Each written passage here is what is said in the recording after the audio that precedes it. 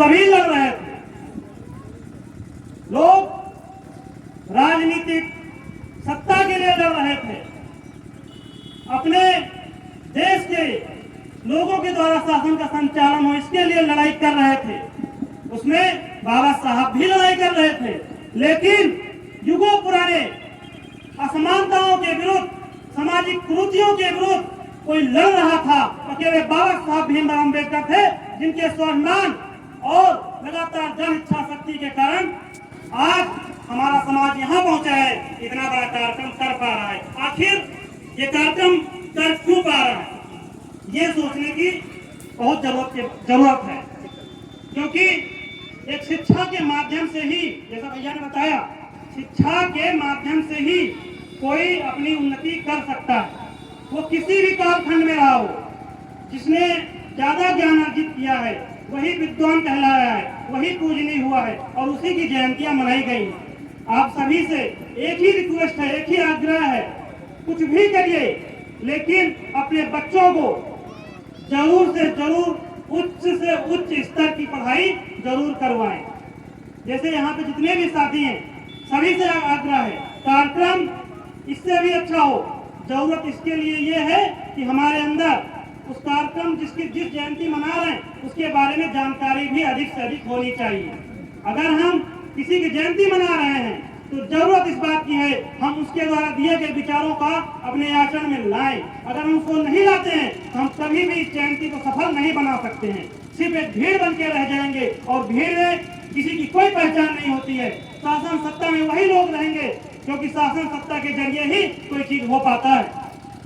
आप सभी ये सोचते होंगे कि आखिर एक अकेला इंसान कैसे क्या कर सकता है। ये सोचो उस समय क्या कंडीशन रही होगी समाज में, जब मतलब छूने तक की आजादी नहीं थी, बगल में बैठने तक की आजादी नहीं थी, किताब पकड़ने तक की आजादी नहीं थी, पानी छू करके पी नहीं सकते थे, दूर से कोई नाके देता था। ऐसे समय में किसी ने अपने अंदर स्वाभिमान जगाया, किसी ने अपने अंदर जो इच्छा शक्ति जगाई कि हमें कुछ करना है।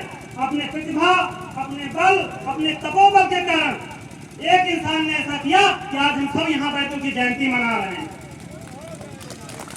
हम सभी के अंदर इतनी शक्ति है, हम सब कुछ भी कर सकते हैं। तय करें आने वाले समय में भारत के केंद्रीय मंत्रियों की लिस्ट में अपने ही क्षेत्र का कोई आदमी हो, क्यों नहीं हो सकता?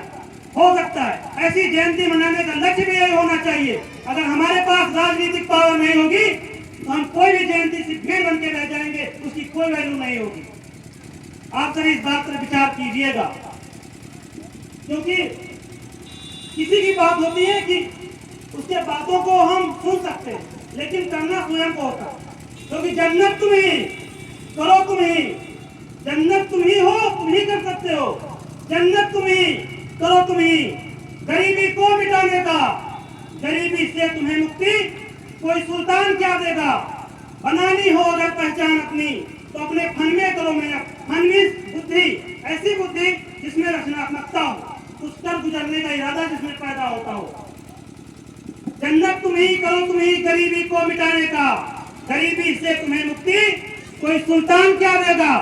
बनानी हो अगर पहचान अपनी तो अपने फन में करो मेहनत। बिना मेहनत के तेरा फन तुझे पहचान क्या देगा।